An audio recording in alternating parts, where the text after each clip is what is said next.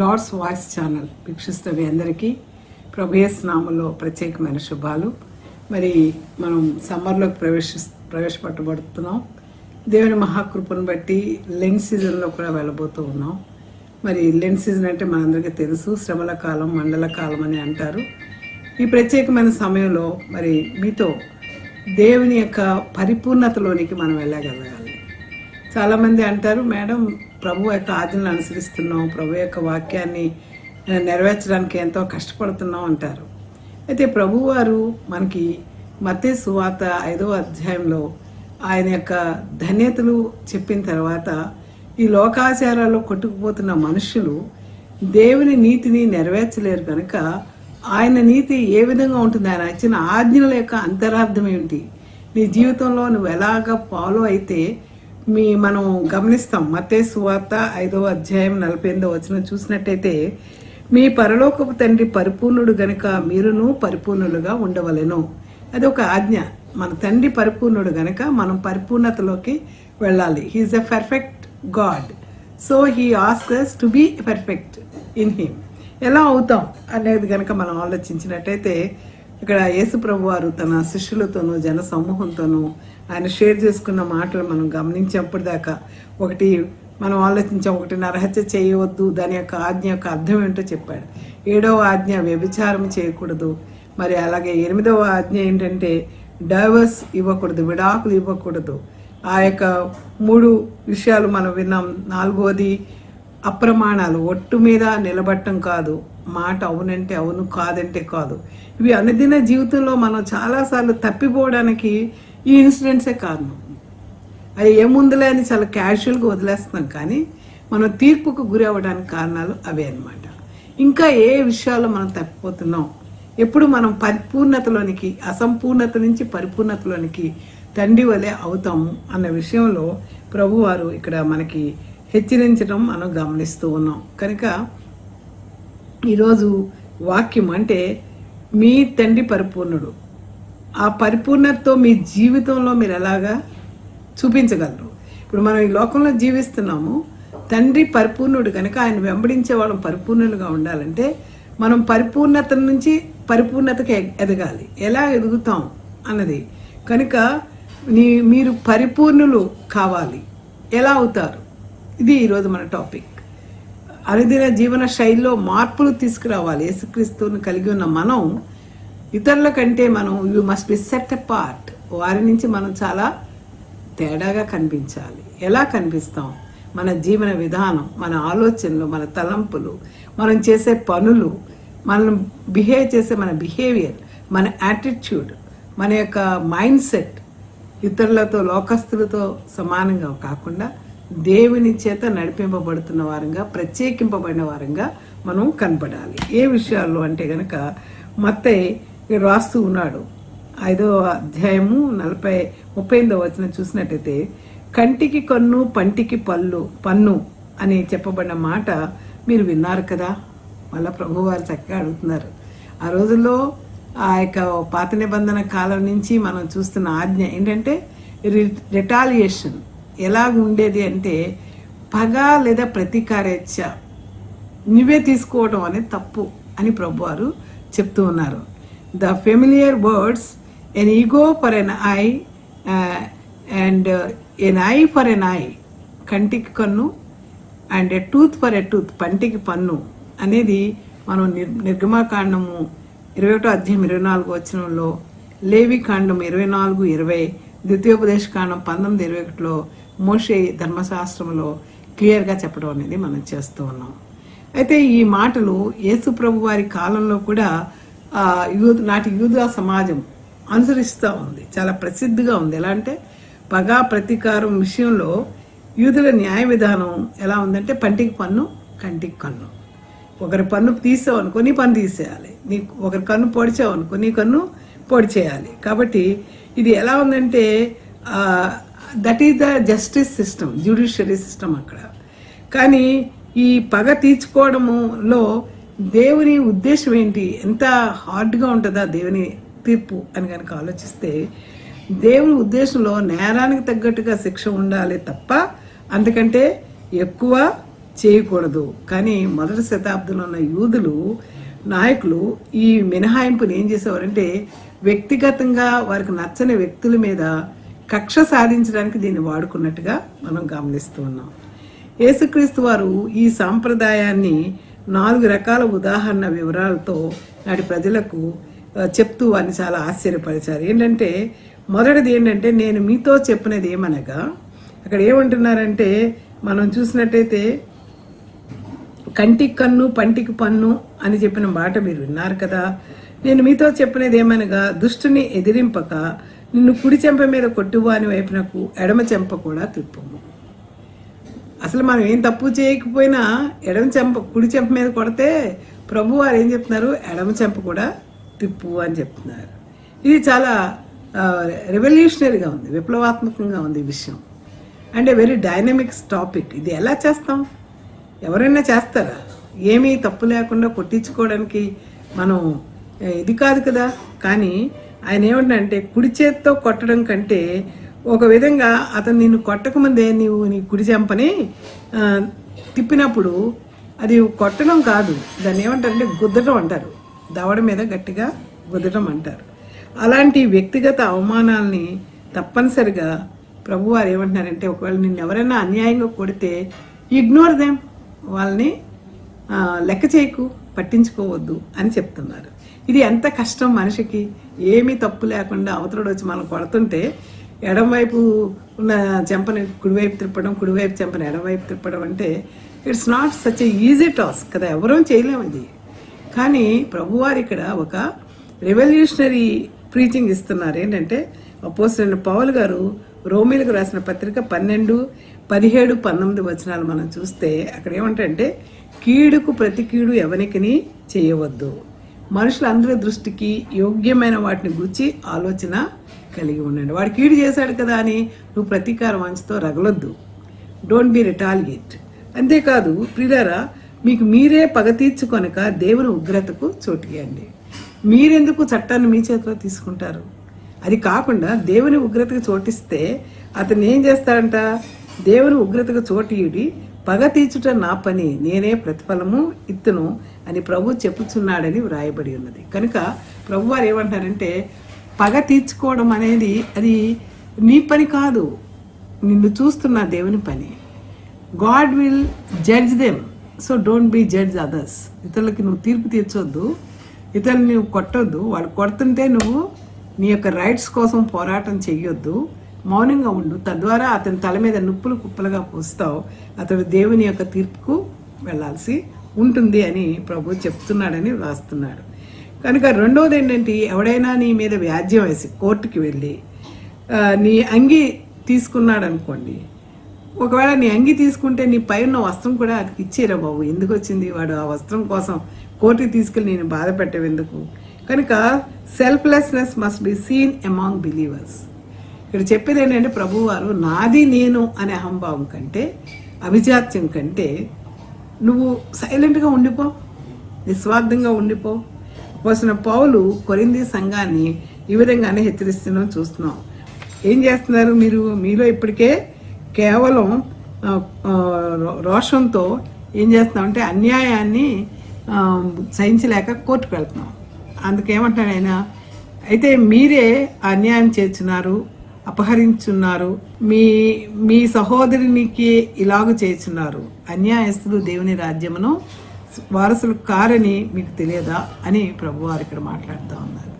కాబట్టి అన్యాయంగా కోర్టుకు వెళ్ళి ఈడ్చి ఎదుటి వ్యక్తిని బాధించే స్వభావం అది దేవుని రాజ్యాన్ని, దేవుని నీతిని నెరవేర్చదు.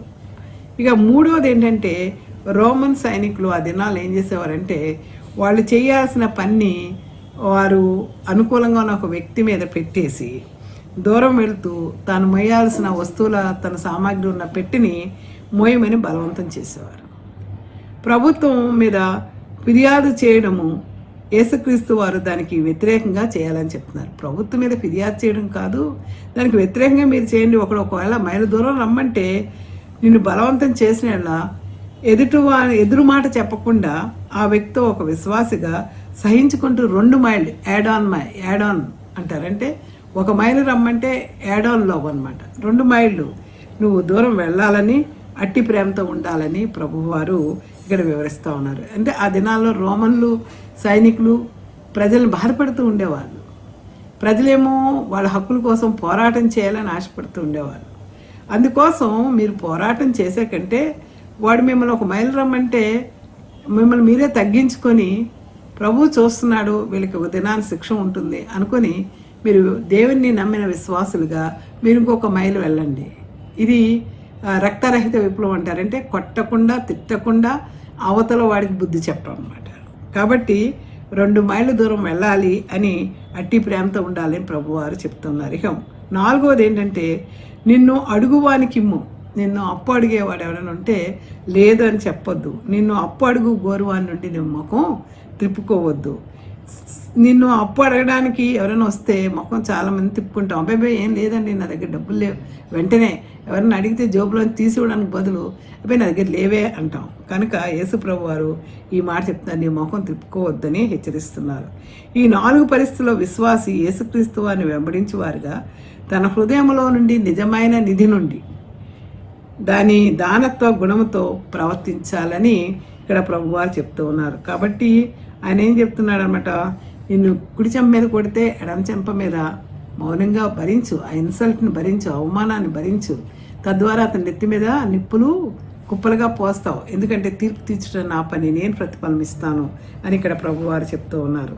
అలాగే ఒకవేళ ఎవరైనా నీ మీద వ్యాజ్యం పెట్టుకొని నీతో దెబ్బలాటాడి నీ యొక్క అంగీ తీసుకుంటే పై వస్త్రం కూడా వాడికి ఇచ్చే.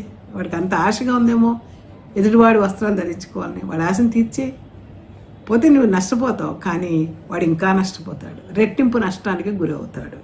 ఇంకా 3వది ఏంటంటే ఒకడు మైలు దూరం రమ్మని ఆ యొక్క సైనికుడు నిన్ను ఫోర్స్ చేస్తే ఇంకొక మైలు 2 మైళ్ళు నడు. తద్వారా వాడికి పనిష్మెంట్ ఎక్కువ వస్తుంది, నీకు సమాధానం వస్తుంది. ఇక ప్రభువారు ఏమంటే నిన్ను అడుగువానికిము, నిన్ను అప్పు అడుగుకోరువా నుండి నీ ముఖము తిప్పివేయద్దు. ఎంతో కొంత చేతిలో పెట్టు అడిగినప్పుడు. ఒకవేళ అంత లేకపోవచ్చు నీ దగ్గర, కానీ ఆ రోజు నీ దగ్గర ఎంత ఉందో కొంత సాయం చేయడానికి ఇమ్మని, ఆ విధంగా పగ ప్రతీకారానికి అవకాశం లేకుండా దేవుని ప్రేమను కలిగి ఉండమని యేసుప్రభు వారు ఇక్కడ చెప్తూ ఉన్నారు. ఇక మనం ఆలోచిస్తే 6వ అంశం ఏంటంటే ప్రేమ కలిగి ఉండటానికి ప్రయాసపడండి. ప్రేమ ఏం చేస్తుంది అంటే గనక 41 నుంచి మరి 47 వరకు మనం చూసినట్టయితే నీ పొరుగువాన్ని నువ్వు ప్రేమించి నీ శత్రువును ద్వేషించమని చెప్పబడిన మాట మీరు విన్నారు కదా. మీ వాడు ఏమంటున్నాడు, నీ పగవాడిని ఏం చేయమంటున్నాడు, నీ శత్రువుని ద్వేషించు, నీ పొరుగువాన్ని మంచిగా నీతో ఉన్నవాడిని నువ్వు ప్రేమించు. మరి ఈ మాట ఏముంది, మంచోడికి మంచి చేస్తున్నావు అంతే, చెడ్డోడికి నువ్వేమీ శత్రువులా ప్రవర్తిస్తున్నావు. అది గొప్ప దేవుని జ్ఞానం కాదు, అది మానవ జ్ఞానం మాత్రమే. కనుక ప్రభువారు చెప్పిన ఈ మాటలు లేవికాండం 19వ అధ్యాయం 18లో మోషే ఆజ్ఞాపిస్తున్నాడు. దేవుని మాటల్లో నిన్ను వలె నీ పొరుగువాన్ని ప్రేమించమని చెప్తున్నాయి. నిజానికి నీ శత్రువును ద్వేషించే అనే మాట పాత నిబంధనలో అసలు ఎక్కడా లేదంట. నీ శత్రువుని ద్వేషించని ఎక్కడ స్టేట్మెంట్ లేదు పాత నిబంధనలో. కానీ ఇక్కడ ఏమంటున్నారు, అది ఆచారంగా మార్చేశారు వీళ్ళు, అర్థం మార్చేశారు. ఈ మత యాజకులు ప్రధాన యాజకులు కలిసి దాని అర్థం ఏం చేశారంటే నీ పొరుగువాన్ని ప్రేమించు అంటే నీ శత్రువుని ద్వేషించమని వీళ్ళు యాడ్ చేశారు. దానివల్ల అది ఏమైపోతుందంటే ఒక వ్యక్తి పట్ల యూదా మతం అనుసరించేవాడు మాత్రమే వాడికి పొరుగువాడు. ఒక వ్యక్తికి ఇప్పుడు నేను యూదు స్త్రీని, నాకు ఎదుటి యూదు స్త్రీ నా పొరుగువాడు. యూదా మతం అవలంబించకుండా ఉన్న అన్యజనుడు నాకు శత్రువు. That is the school of thought in those days. కనుక వాళ్ళు శత్రువులుగా చూసుకునేవాళ్ళు అన్యజనుల్ని. అన్యులు అతనికి శత్రువులు. అలాంటి నీ శత్రువును ద్వేషించి నిన్ను ప్రేమించే వారికే ప్రేమించమని చెప్పడం అలాంటి యూదా మత సాంప్రదాయం. అది తప్పు అని ప్రభువారు చెప్తా ఉన్నారు. ఏంటంటే మనం కీర్తనలో కూడా దావీదు అంటాడు, నా శత్రువుని ద్వేషిస్తున్నాను, అతని నాశనం చూడాలని. అది ఆయన కోపంతో రాసింది. కానీ తర్వాత యేసుక్రీస్తు వారు వచ్చాక ఆ యొక్క ఈ శత్రువుని ప్రేమించేటువంటి స్కూల్లోకి ఆయన మనల్ని తీసుకువెళ్ళాడు. అందుకే ఆయన ఈ భూలోకంలో ఉన్నప్పుడు తన శిష్యులతో చెప్తున్నాడు ఏమంటే, మీరు పరలోకమందున్న మీ తండ్రికి కుమారులై ఉండునట్లు, ఇక్కడ 44 వచనంలో చూస్తున్నాం. నేను మీతో చెప్పినది ఏమనగా, నేను మీకు ఒక విషయం చెప్తున్నాను, మీరు పరలోకమందున్న మీ తండ్రికి కుమారులై ఉండునట్లు మీ శత్రువులను ప్రేమించుడి. Love your enemies. ఇది ఎంత కష్టం అండి, శత్రువుని ప్రేమించడం తమాషా, చాలా కష్టం. మన రోజు టార్చర్ చేస్తూ బాధ పెడుతున్న వాడిని ప్రేమించాలంటే ఆ గుండె ఎంత వెడల్పు ఉండాలి, ఇంత వెడల్పు, చాలా బ్రాడ్ మైండ్ అయితే కానీ మనం ప్రేమించలేం కదా. అది మన శక్తి కాదు. పరిశుద్ధాత్మ దేవుడు మనలో ఉన్నప్పుడు ఆయన మనము ఇతరులను ప్రేమించేవారుగా ఆయన చేయగలడు. అది మనం తెలుసుకోలేకపోతున్నాం. బైబిల్ చదువుతాం, అందులోని సత్యాలు తెలుసు, కానీ వాటిని ఎలా అమలుపరచాలో మనం పరిశుద్ధాత్మ యొక్క శక్తిని మనం కోరకపోవడం వల్ల మనం ఫెయిల్ అయిపోతాం. అందుకే ఇక్కడ ప్రభు వారు ఏమంటున్నాడు, మీ శత్రువుని ప్రేమించడం, మిమ్మల్ని హింసించే వారి కొరకు మీరు ప్రార్థన చేయుడి. మనం హింసించే వారి కొరకు మనం ప్రార్థన మొరపెట్టాలి. మీకు తెలుసు కదా, హేబెల్ని చంపేశాడు కాయను, కానీ హేబెల్ రక్తం భూమిలో నుండి దేవునికి మొరపెట్టింది. కనుక మనల్ని ఎవరైనా ఒక మాట అన్నారు అనుకోండి అన్యాయంగా, అది మనం మొరపెట్టినప్పుడు దేవుని దగ్గరికి వెళ్ళిపోద్ది అది. అలాగే మనల్ని ఎవరైనా కొట్టారనుకోండి, దేవుడు చూస్తాడు, ఆ మనిషికి ఎలాగా ట్రీట్మెంట్ ఇవ్వాలో ఆయనకు తెలుసు. కనుక మనం తొందరపడి వాళ్ళని శపించడం కానీ, వాళ్ళని హింసించడం కానీ, వాళ్ళని ద్వేషించడం కానీ చెయ్యొద్దు అని ప్రభువు చెప్తూ ఉన్నాడు. మిమ్మల్ని హింసించే వారి కొరకు ప్రార్థన చేయుడి. ఎందుకంటే ఆయన చెడ్డవారి మీదనో మంచివారి మీదనో ఏం చేస్తున్నాడట, తన సూర్యుని ఉదయింపచేసి నీతిమంతుల మీదనో అనీతిమంతుల మీదనో వర్షము కురిపించుచున్నాడు. ఒకవేళ మీరు మిమ్మల్ని ప్రేమించే వారికి మీరు వందనం చేశారనుకో, అందులో ఏం గ్రేటే ఉంది. నిన్ను గౌరవించేవారిని నువ్వు గౌరవిస్తున్నావు అనుకో, అందులో గొప్పతనం ఏముంది. నీతో మాట్లాడేవారితో నువ్వు మాట్లాడుతున్నావు అనుకో, గొప్పతనం ఏముంది. దేవుని బిడ్డలు అవ్వాలంటే శత్రువుని ప్రేమించాలి అన్నది ఈ ఆజ్ఞలో దేవుడు పదే పదే మనకి చెప్తూ ఉన్నాడు. అందుకని ఆయన ఏమంటున్నాడంటే, మరి సుంకర్లు మీరు మిమ్మల్ని ప్రేమించిన వారిని ప్రేమించిన మీకేం ఫలం కలుగును, సుంకర్లను అలాగూ చేస్తున్నారు కదా.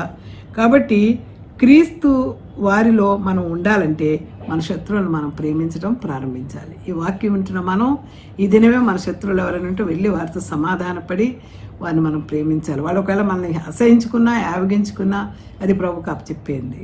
కానీ మీరు సమాధాన పడండి దేవుని దృష్టిలో న్యాయమైన తీర్పు తీసుకోవడానికి. కాబట్టి క్రైస్తవ విశ్వాసులు వారి జీవితాల్లో ఇతరుల పట్ల చూపించే ప్రేమను బట్టి మనం దేవుని పిల్లలమని లోకం తెలుసుకుంటుందని అపోస్తల కార్యములు రోమీలకు రాసిన లేఖలో అపోస్తలుడైన పౌలు 13వ అధ్యాయం 10వ వచనంలో అంటాడు, ప్రేమ పొరుగువానికి కీడు చేయదు కనుక ప్రేమ కలిగి ఉండుటయే ధర్మశాస్త్రమును నెరవేర్చుట. ధర్మశాస్త్రం ఎలా నెరవేరుస్తాం? పెద్ద పెద్ద వ్రతాలు, హోమాలు, స్వేచ్ఛార్పణ చేయడం ద్వారా కాదట, ప్రేమ కలిగి ఉండటం.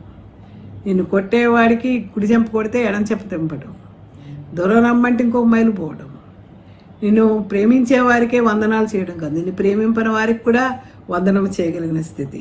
కనుక మీరు దేవుని ధర్మశాస్త్రాన్ని ఈ ప్రధానమైన నిబంధన నెరవేర్చినట్లయితే నిన్ను వలె నీ పొరుగువాన్ని ప్రేమించుట.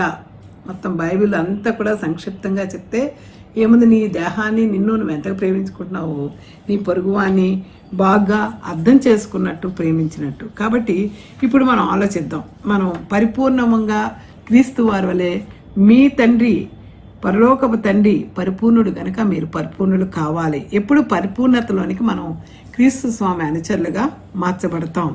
అంటే నరహత్య చేయకూడదు, వ్యభిచరింపకూడదు, విడాకులు తీసుకొనకూడదు, సత్యమే ఉన్న మాట మీదే నిలబడాలి, మరి ప్రమాణంగా ఒట్టు పెట్టుకుంటే ఆ ఒట్టును నెరవేర్చాలి, పగ ప్రతీకారం తీర్చుకోకూడదు, ప్రేమ కలిగి ఉండాలి. ఈ ఆజ్ఞలన్నీ పాటించాలంటే దానిలోని భావాన్ని, అర్థాన్ని, అంతరార్థాన్ని మనం చేయవలసినటువంటి మన యొక్క స్వభావాన్ని మనం ఎలా మార్చుకోవాలో యేసు ప్రభువారు కొండ మీద ప్రసంగంలో చెప్తుంటే ఈ వింటున్న పరిసయ్యులకు, శాస్త్రులకు ప్రభువారి మీద చాలా కోపం వచ్చేసింది. వాళ్ళు ఏమంటున్నారంటే ఇది ఒక పిడివాదం, ఇది ధర్మశాస్త్రానికి వ్యతిరేకమైన వాదం. కాబట్టి యేసుక్రీస్తు వారిని భూమి మీద పరిచర్య చేస్తున్న దినాల్లో మోషే ఆజ్ఞలను ఈ విధంగా యేసుక్రీస్తు చెప్పడం వారికి పెద్ద నేరంగా అనిపించి ఆయన చంపేయాలి, ఆయన్ని ఎలాగైనా ఈ మాటలు చెప్పకుండా చంపాలి అనే ఒక మార్గంలోనికి వాళ్ళు అప్పుడే నరహత్య చేసినట్టు వారి ఆలోచనలు ఆ విధంగా మారిపోయినాయి. అప్పుడు కుడి చెంప నుంచి కొడితే ఎడమ చెంప త్రిప్పేవాడు రోమన్ సైన్యానికి వ్యతిరేకంగా విప్లవం తెచ్చే నాయకుడు కాదు. ఆ దినాల్లో సైనికులు కొడుతుంటే అది భరించని చెప్తే వాడు నాయకుడు ఎలా అవుతాడు? తిరుగుబాటు చేయాలి, హక్కుల కోసం పోరాడాలి. రోమన్లు ఇస్రాయెల్ మీద చేస్తున్న ఆ యొక్క పెత్తనానికి, అధికారానికి వ్యతిరేకంగా తమ హక్కులను సాధించుకోవడంలో విప్లవం తేవాలని వారు ఆశిస్తుంటే యేసు ప్రభు వారు ఏం చెప్తున్నారు? నీతి, న్యాయం, మీ హక్కులను వదులుకోండి అని చెప్పడం, వాని గురించి నువ్వు పట్టించుకోవద్దు అని చెప్పడం వీరికి చాలా వింతగా అనిపించింది. ఇదేంటి వింతవాదం, పిడివాదం అంటారు. యేసుక్రీస్తు వారి ప్రకారం న్యాయం, కృప పొందుకోవడం కోసం శత్రువుకి పొందుకోవడం కంటే శత్రువుకి మన ప్రేమను తీసి పెట్టడమే ముఖ్యమైన.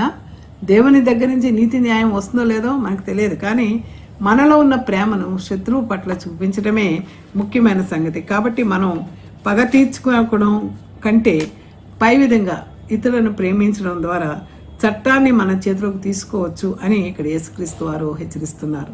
ఆ శిక్ష అనేది నేను విధిస్తాను, కాబట్టి మీరు సైలెంట్గా ఉండొచ్చు. By loving and praying for our enemies we can overcome evil with good. కాబట్టి ఇప్పుడు కీడుని మేలు చేత జయించాలి, కానీ కీడుని కీడు చేత జయించకూడదు అన్నది ప్రభు వారు చెప్తున్న విషయం. కాబట్టి అలా చేయాలంటే మనలో ప్రేమ, దయ, క్షమా గుణాలు ఉండాలి. అందుకే అనుదిన జీవితంలో ఎదుర్కొన్నటువంటి ఈ విధమైన విపత్కరమైన పరిస్థితులు వచ్చినప్పుడు ఎలా ప్రవర్తించాలి, ఎలా మన యొక్క యాటిట్యూడ్, మన హృదయాంతరంగాలు పనిచేయాలన్నది ప్రభు వారు చాలా చక్కగా ఈ విషయంలో మనకి వివరించడం మనం చూస్తూ ఉన్నాం. ఈ విధంగా వాక్యానుసారంగా మనం ప్రవర్తించినప్పుడు మన మనసు, మన శరీరం మనకు సహకరించవు. ఎందుకంటే మనసు చెప్తుంది ఏంటి వాడిని అనేదంటే నువ్వు మళ్ళా వాడినే ప్రేమించుతావా? అపవాదం చెప్తుంది చెవులోకి వచ్చి, నీకు బుర్ర లేదా, బుద్ధి లేదా, వాడిని ఇంత నష్టపరిచాడు, మళ్ళీ వాడికి నమస్కారం పెడుతున్నావేంటి అంటాడు. ఇవన్నీ బాధాకరమే, కానీ ప్రభువుకి అప్పచెప్పేయాలి. ఈ విధంగా మనం చేయాలంటే మనకి సెల్ఫ్ కంట్రోల్ అవసరం, కానీ అది కొంతవరకే హెల్ప్. కాబట్టి మనం ఫెయిల్ అయిపోతాం మన స్వనీతి మీద ఆధారపడితే, సెల్ఫ్ రైచియస్నెస్ మీద.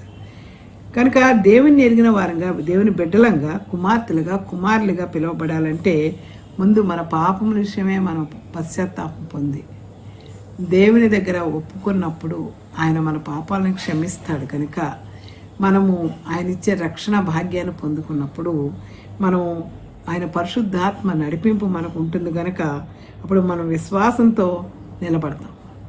అలా నిలబడ్డామని అలా ఉండిపోతే అది ప్రమాదమే. విశ్వాసంలో నిలబడ్డామని అనుకొని పడిపోయే పరిస్థితులు కూడా ఉన్నాయి. కాబట్టి అలా పడిపోకుండా ఉండాలంటే మనం ప్రేమించే వారిని ప్రేమించడం కాదు, ప్రేమింపని వారిని ప్రేమించాలి. దానికి చాలా ప్రాక్టీస్, అభ్యాసం కూస్తో అది అభ్యాసం అనేది చాలా కష్టం.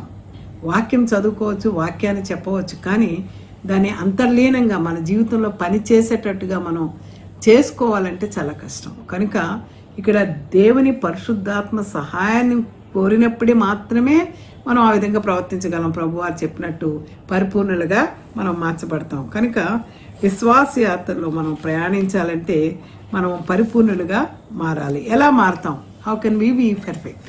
పరిపూర్ణులుగా ఎలా మారుతామంటే యేసుక్రీస్తు వారు చెప్పినట్టుగా నీ శత్రువుని నేను వలె నువ్వు ప్రేమించాలి. చెడ్డ ఆలోచనలు మనలో చొరబడనీయకుండా మీ పరలోకపు తండ్రి పరిపూర్ణుడు కనుక మీరును పరిపూర్ణులుగా ఉండాలి అనే మాటలో మనం ఎలా పరిపూర్ణులు అవుతాం అంటే how can we be perfect?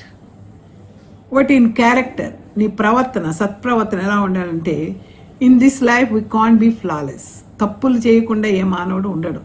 అందుకే బైబిల్లో ఉంది, ఏ భేదమునో లేదు, అందరూ పాపం చేసి దేవుడు అనుగ్రహించే మహిమను పొందలేకపోతున్నారు. కాబట్టి but we can aspire to be much like Christ as possible. ప్రభు వారిలా ఉండాలని మనం ఆశపడటంలో మాత్రం తప్పులేదు. ఆశగొన్న ప్రాణాన్ని దేవుడు తృప్తిపరుస్తాడు. పరిశుద్ధాత్మ నడిపింపు యేసుక్రీస్తు వారు మన పక్క నుండి మనం నడిపిస్తారు. రెండోది ఒకటి in character, in holiness, in maturity, and నాలుగవ స్టెప్ ఏంటంటే ఇన్ లవ్. ఈ 4 స్టెప్పులు మనం ఫాలో అయితే పరిపూర్ణం కావడం ఈజీ.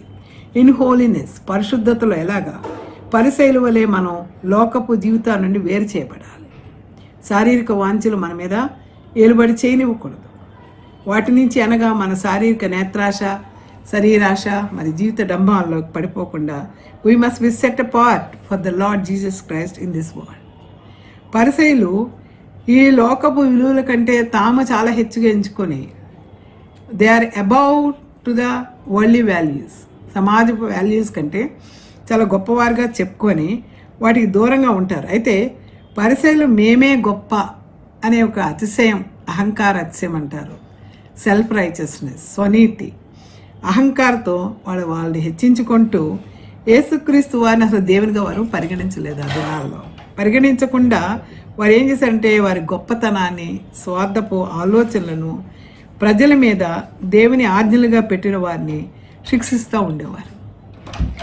కాబట్టి మనం అలా కాకుండా మన ఇష్టానికి ప్రాధాన్యత ఇవ్వకుండా దేవుని కోరిక చెప్పున ప్రవర్తిస్తూ ఆయన దయను, ప్రేమను, క్షమాగుణాన్ని లోకానికి చాటవలసింది. ఎప్పుడైతే చాటుతామో, ప్రభువాన్ని ఎప్పుడైతే పొందుకుంటామో మనం పవిత్రులుగా దినదినం ఒకేసారి మారిపోమండి. క్రమక్రమంగా ఆయన పరిపూర్ణత నుండి పరిపూర్ణతకు ఎదుగుతాం. ఇక మూడవది ఏంటంటే ఇన్ మచ్యూరిటీ, పరిణితి చెందినటువంటి క్రైస్తవురాలుగా, క్రైస్తవుడిగా నువ్వు జీవించాలి. ఒకేసారి యేసుక్రీస్తు వారి వలె సత్ప్రవర్తన కలిగి పవిత్రంగా మనం ఉండలేం, పడిపోతూ ఉంటాం. కొంచెం భక్తులు ఎదిగామంటే అపవాది మనల్ని లాగేస్తాడు.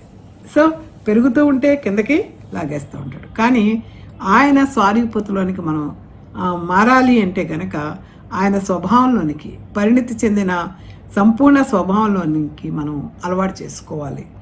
ఏ విధంగా అంటే శిశువు ఒక దశలో ఉంటాడు, శిశువుగా పుడతాడు, తర్వాత కౌమార దశకు వస్తాడు, తర్వాత యవ్వన దశకు వస్తాడు, తర్వాత నిండు మనిషిగా, ఒక మనిషిగా, అడల్ట్గా తయారవుతాడు. ఆ విధంగా రూపొందడంలో క్రమక్రమంగా కాల పరిణితి ప్రకారం అతడు పెద్దవాడు అవుతాడు, అతడు పరిణితి చెందిన మానవుడిగా తయారవుతాడు. కాబట్టి ఈరోజు మనం యేసు ప్రభు వారిలో ఉన్నప్పుడు మనం యొక్క పాపస్థితి నుంచి విడుదల పొందుకుంటూ పాపము నుండి విడుదల పొంది దేవుని కృపలో, కృప నుండి కృపకు, దేవుని దయ నుండి దయకు ఎదుగుతూ మనం వెళ్ళినప్పుడు రూపాంతరం చెందుతాము. మనకు తెలియకుండానే వాక్యం చదువుతూ ఉండి దేవుని సహవాసంలో ప్రార్థన చేస్తుంటే తప్పుడు పనులు చేయలేం. చెయ్యాలని శరీరం ప్రేరేపించిన చేయనవుతుంది, తప్పు అని బోధిస్తుంది. కనుక మన జీవితంలో ఆధ్యాత్మిక అభివృద్ధి ఒకేసారి రాదండి. Don't expect. ఒకవేళ దేవునిలోకి వచ్చినా కూడా అపవాది మనం పడేయడానికి ప్రయత్నం చేస్తుంది. కాబట్టి మనం ధైర్యంగా ముందుకు వెళ్తూ మన ప్రవర్తనలో వివిధ మార్పులను దేవుడు ఎదురు చూస్తూ ఉంటాడు. నా కుమార్తె పడిపోయింది, మళ్ళీ పట్టుకుంటాను అని వచ్చి వెనకొచ్చి పట్టుకొని నిలబెడితే మళ్ళీ మనం ఇంకో అడిగేస్తాం. విశ్వాసంలో ముందుకు నడిపిస్తూ ఉంటాడు. కనుక ఒకటి మెచ్యూర్డ్ చైల్డ్ ఆఫ్ గాడ్, దేవుని యందు పరిణితి చెందిన బిడ్డ వలె మనం అడుగులు, చిన్న చిన్న అడుగుతో ప్రయాణం మొదలుపెట్టి పెద్ద నడక దేవుడు మనకిస్తాడు. ఇక నాలుగోది ఏంటంటే ఇన్ లవ్. యేసుక్రీస్తు వారు పాపులు, శాపగ్రస్తులైన మనలను ఆయన ప్రేమించాడు. మనం ప్రేమించాడు కాబట్టి ఆయన పరలోకపు మహిమను, దివ్య మహిమను విడిచిపెట్టి దీనుడిగా, రిక్తుడిగా ఈ లోకములో కన్య మరియ గర్భమునందు పుట్టి ఏ విధమైన గుర్తింపు, ప్రాధాన్యత లేనివాడిగా, ఒక సామాన్యుడిగా పుట్టి తండ్రి చిత్తాన్ని నెరవేర్చడం కొరకు ఆ పాపం ఎరిగిన యేసు పాపమై ఆ శిలువ ఘోర మరణం పొందినాడు. దీనికి అంతటికీ పరలోకపు తండ్రితో పాపనైన నన్ను, నిన్ను సహవాసం, సహబంధం, అనుబంధం కలిగించడం కోసం, సమాధానం కలిగించడం కోసం ఆయన ఇచ్చిన రక్షణ ద్వారా నిత్య జీవితం పొందుకోవడానికి ఆయన అనంత ప్రేమను మనకు పంచి ఇచ్చారు. ఈ రోజుకే ఆయన ఇంకా నా కుమారుడు, నా కుమార్తె రండి అని చేతులు చాపి still he loves us, still he welcomes us, still he invites us. So ఆయన సన్నిధిలో మనం ఉన్నప్పుడు, ఆ ప్రేమను మనం అర్థం చేసుకున్నప్పుడు ప్రభువారు ఆ దినాన్ని, ఆ రోమన్ సైనికులు ఆయన్ని సిలువ వేసిన వారందరినీ ఆయన ఒక మాట చెప్తాడు, మాట ప్రభువా, తండ్రి వీరు ఏం చేస్తున్నారో వీరికి తెలియదు కనుక వీళ్ళను క్షమించు అని. అటువంటి స్వభావం మన శత్రువులను కూడా మనం ప్రేమించేటట్టుగా మరి యేసుక్రీస్తు వారి వలె మనం సంపూర్ణులుగా జీవించాలి. బహుశా అనుకుంటామేమో ఇంకొక జన్మ ఉంది, ఆ జన్మలో ఆ విధంగా మారచ్చులే, ఈ జన్మకి ఇలా వెళ్ళిపోదాం అనుకుంటే లేదు. ఒకే జన్మ, మానవ జన్మ. This life is a mixer of joys and sorrows. వీటన్నిటిని ఇక్కడే అనుభవించాలి మనం. ఈ జీవితం దేవునితో సహవాసం కలిగినప్పుడు ఇక్కడ చాలా హ్యాపీగా బ్రతుకుతాం, పరలోకంలోనూ తండ్రితో హ్యాపీగా బ్రతుకుతాం. కనుక దేవుని నీతి నీలో నాలో నెరవేర్చినప్పుడు మన యొక్క ప్రవర్తన, మన యొక్క జీవితము, విధానము మరి అన్నీ కూడా మనకి మారిపోవాలని ప్రభువారు చెప్తూ ఉన్నారు. కాబట్టి మనం పరిపూర్ణం కావాలంటే మన ప్రవర్తన దానికి తగ్గట్టుగా మారాలి, పరిణితి పొందాలి. యేసుక్రీస్తు వారి పరిపూర్ణత గురించి మనం చేయాలంటే తన శిష్యులైన వారిని వెంబడించి వారిని దేవుళ్ళు ఎదగడానికి మంచి తెలివితేటలు నేర్పడతనం క్రీస్తు స్వామిలో పొందాలి అని ప్రభు వారు ఇక్కడ హెచ్చరిస్తూ ఉన్నారు. ఎవరినో చూసి ఈ వేషధాలను చూసి మీరు నేర్చుకోవద్దు. పరిసయ్యుల పులిపిండిని గురించి జాగ్రత్తగా ఉండండి. ఇలాంటి వాళ్ళు మిమ్మల్ని చెడిపేస్తారు.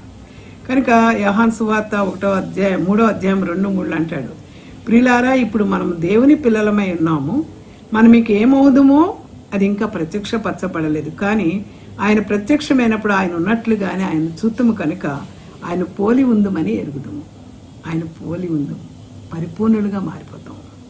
ఆయన ఏంది నిరీక్షణ పెట్టుకున్న ప్రతి వాడును ఆయన పవిత్రుడైనట్టుగా తన్ను పవిత్రునిగా చేసుకొనును. ఎందుకంటే యేసు ప్రభు వారు మనకు అక్కడ ఒక రోల్ మోడల్, యార్డ్ స్టిక్. ప్రభు వారు ఎలా బ్రతికారో మనం కూడా అలా బ్రతకాలి. కాబట్టి ఆయన నిలిచి ఉండువాడు పాపము చేయడు. ఆయన నిలిచి ఉండువాడు ఎవడనూ కూడా పాపము చేయడు. So to return evil for good is devilish, to return good for good is human, and to return good for evil is divine. ఏంటంటే మంచికి కీడు చేయటం అనేది అది దెయ్యం చేసే పని, మంచికి మంచి చేయడం అనేది హ్యూమన్ పని. కానీ చెడుకి మంచి చేయడం అంటే కీడుకి మేలు చేయడం అనేది దేవుని పని. So our goal is nothing less than to be perfect. ఆయన వల్లే మనం పరిపూర్ణులుగా ఉండాలన్నది ఈరోజు మన యొక్క జీవన శైలిలోని గోల్. కాబట్టి యేసుక్రీస్తు వారితో మనం ఉండి మారి నూతన హృదయం, క్రీస్తు వారి పట్ల నమ్మకాన్ని, విధేయతను, కృతజ్ఞతను కలిగి ఉండటం ద్వారా ఆయన వలె మనం పరిపూర్ణులుగా మార్చబడతాం. That perfection will not be achieved until glory. ఆయన మహిమలోనికి మనం వెళ్ళక ముందు మనం మార్చబడం. But yet we must strive to reflect the perfect one whom we call Father who is in heaven. పరలోకపు తండ్రిని పోలి నడుచుకోవడం ద్వారా ఆయన మహిమను పొందినప్పుడు మనం పాపం చేయలేము. ఆయన పరిపూర్ణులైనట్టుగా మనం పరిపూర్ణులు అవుతాం. కనుక ప్రియులారా, ఈ వాక్యం మీద మీరు నేను మన అనుదిన జీవితంలో దేవుని పోలి నడుచుకుంటూ, మరి అపోస్తలుడు పౌలు అంటాడు, నన్ను పోలి నడుచుకోండి. ఆయన ఎంతో ప్రభు కొరకు నల్లగొట్టబడ్డాడు. అలాంటి రోల్ మోడల్ లైఫ్ మనందరికీ ఉండాలని, పరిశుద్ధాత్మ మనందరినీ నడిపించాలని, ఆయన పరిపూర్ణుడైనట్టు మనం పరిపూర్ణులుగా జీవించాలని కోరుకుంటూ ప్రభు యేసు నామములో మీ అందరికీ కూడా మరి విన్నందుకు శుభాలు తెలియజేస్తూ ఈ విన్న వాక్యాన్ని ఇతరులతో పంచుకోవాల్సిందిగా కోరుతూ సెలవు తీసుకుంటున్నాను. ఆత్మ చెప్పుచున్న మాటలు చెవిన ప్రతి వారు వినాలి. ప్రార్థన చేసుకున్నాం. స్తోత్రం ప్రభువా, ఈ ప్రత్యేకమైన సమయంలో లార్డ్స్ వాయిస్ ఛానల్ ద్వారా నీ ప్రియులతో మాట్లాడినందుకు వందనాలు.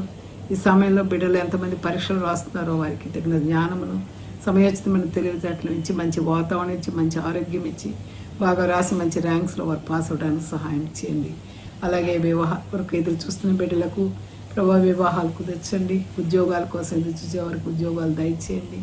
మరి పరిశుద్ధాత్మలో ఎదగాలని ఆశపడుతున్న వారు, నీ పరిపూర్ణత నుండి పరిపూర్ణతకు ఎదగాలని కోరుకున్న వారికి ఆత్మాభిషేకం దయచేసి వారి జీవితాలను మార్చమని ప్రభా, అనారోగ్యంలో, బలహీనతల్లో, కోర్టు సమస్యల్లో, ఆయా రకాలైన ఇబ్బందులు నలిగిపోతున్న వారికి సహాయం చేయమని, విడుదలనిమ్మని, సమస్త మహిమ ఘనతా ప్రభావం మీకే ఆపాదిస్తూ యేసు నామమును బట్టి మీకు వినయముగా బ్రతిమలాడి వేడుకొంచున్నాం తండ్రి. ఆమేన్. God bless you.